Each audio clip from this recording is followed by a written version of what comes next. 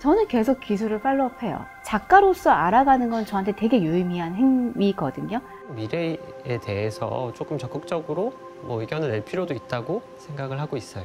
좋은 방향으로 기술을 개발해서 얘기를 하고 사람들의 관심을 끌어내는 것. 우리 그 스스로에 대해서 더 이해할 수 있는 가능성이 같이 커지게 될 것 같다는 생각이 들어요.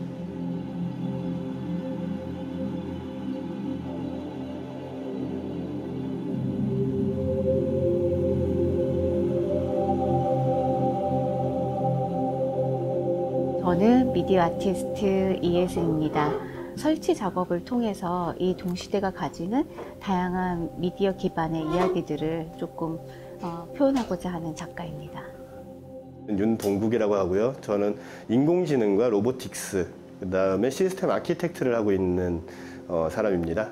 저는 제로원 크리에이터 김영주이고요. 게임 디자이너고 주로 게임 메커닉을 활용해서 작업을 하고 있습니다. 제로원 크리에이터 조호연입니다. 실험을 통해서 작품을 만들고 있고요. 머신러닝이나 스토리텔링을 활용한 작업을 하고 있습니다.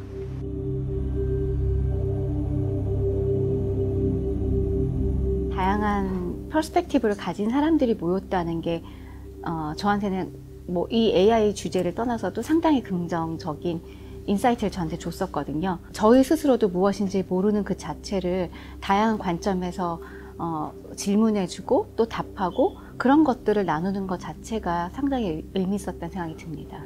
관점은 많이 다르지만 결국 그 지향하는 바 자체는 예술을 하시는 분들이나 현업을 하고 계시는 분들도 거의 비슷한 것 같아요. 그러니까 결국 인공지능을 가지고 어떻게 사람들을 도울 것인가를 생각을 늘 하시는 것 같더라고요.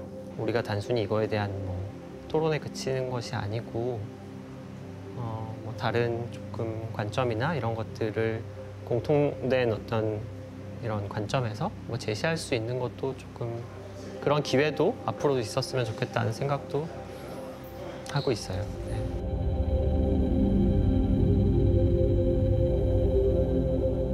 저는 계속 기술을 팔로우해요. 동시대를 감각하는 게 제 작업의 본분인 거고, 그런 기술 기반의 시대에서 쓰는 리터러시를 작가로서 알아가는 건 저한테 되게 유의미한 행위거든요. 시각장애인을 위한 퍼서널 내비게이터를 만드는 게 목적이에요. 팀 자체가 셀프 드라이빙 자동차를 연구하는 모임이었는데 우리가 가진 기술로 뭔가 사람들한테 도움이 되는 거를 할 수 있겠다 해서 찾다가 보니까 시각장애인의 포커스가 맞춰졌어요. 보는 거를 저희가 대신 해주면 된다는 거거든요. 게임 안에서의 머신러닝이라는 걸 저희도 막 적극적으로 받아들인 기간이 길지는 않아요, 사실은.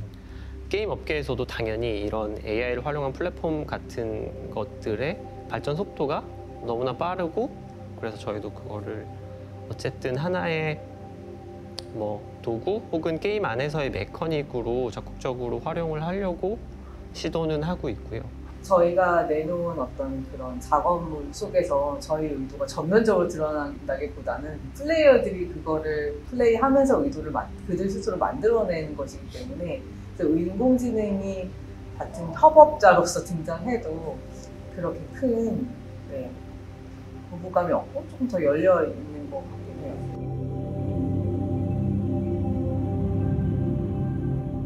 AI라는 도구를 제 생각에 매력적인 이유 중에 하나는 이 도구를 사용함에 있어서 약간 우리가 불확실함이라던가 이런 것들이 근본적으로 좀 깔려 있어서 그런 것 같아요. 인풋이 있으면 아웃풋이 명확한 세계가 아니라 예술가들이 활용하기에도 충분히 매력적인 도구, 게임에서도 마찬가지로 다양한 방식으로 활용이 될 거라고 생각은 하고 있어요.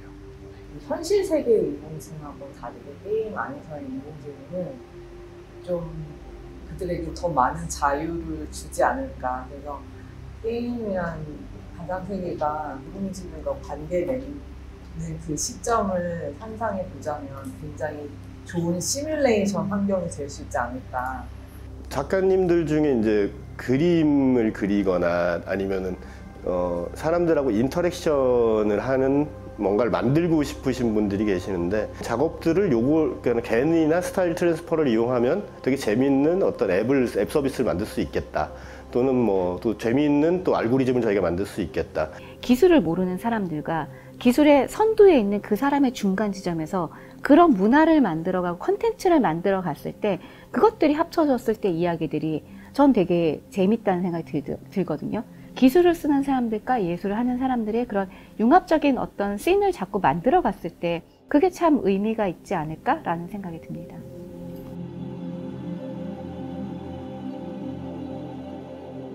미래에 대한 이야기를 할 때는 그런 부분에 대한 것들의 리터러시가 몸에 축적되지 않으면 다음의 세대에 대한 것들을 상상하지 못한다는 생각이 들어요. 자라난 세대들과 함께 가는 그런 이야기들을 내러티브를 풀어내는 작가로서는 당연히 그것들이 몸에 계속 체화되고 발전돼 가는 것도 하나의 방식이지 않을까라는 생각을 하게 됩니다.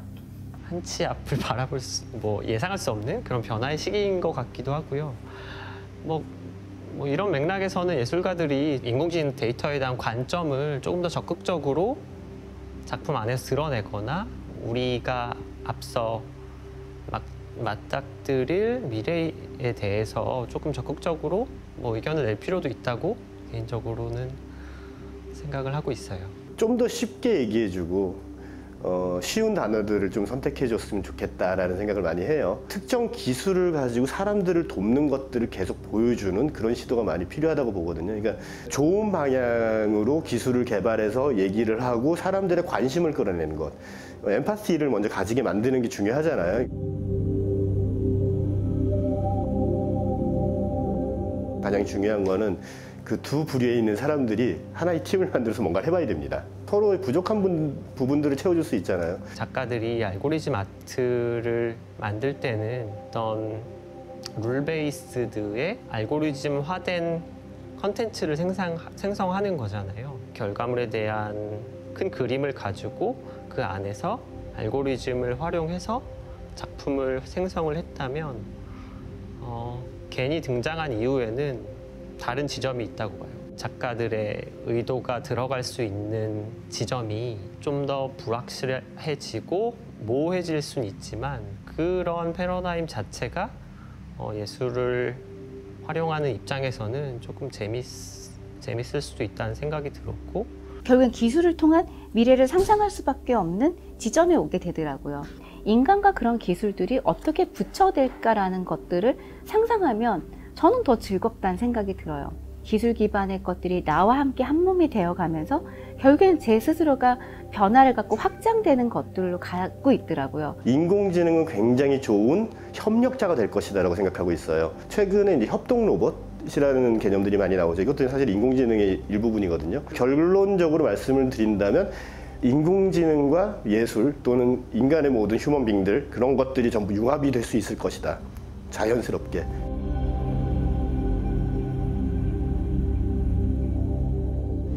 자체에 대해서 질문을 더 많이 하게 될 것 같고 우리 그 스스로에 대해서 더 이해할 수 있는 가능성이 같이 커지게 될 것 같다는 생각이 들어요.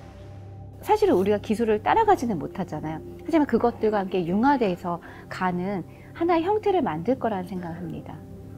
인공지능이라는 게 굉장히 돈이 많이 드는 산업이에요. 기술로 인해 가지고 이득을 보는 사람들이 있을 거고 이득을 보는 기업이 있을 텐데 그들이 어떻게 사회 환원을 하도록 이끌어내느냐가 우리한테 남은 숙제겠죠. 부의 환원이 자원의 환원, 자원의 재분배 이런 것들이 분명히 일어나야 되고요.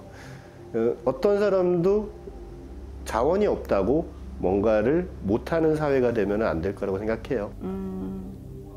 어떻게 아우를 수 있을까? 먼 미래에는 기술에 대해서 소외되신 분들의 그런 것들도 사실은 생각해야 되는 지점들이 있지 않을까라는 생각이 들어요. 이미 기술의 위치 때문에 자신이 없어져 버리신 분들이 상당히 많거든요. 그런 사람들에 대한 시스템들도 사실 고려하는 것들이 이 사회에서 같이 이루어져야 되지 않을까라는 사실 생각은 많이 듭니다.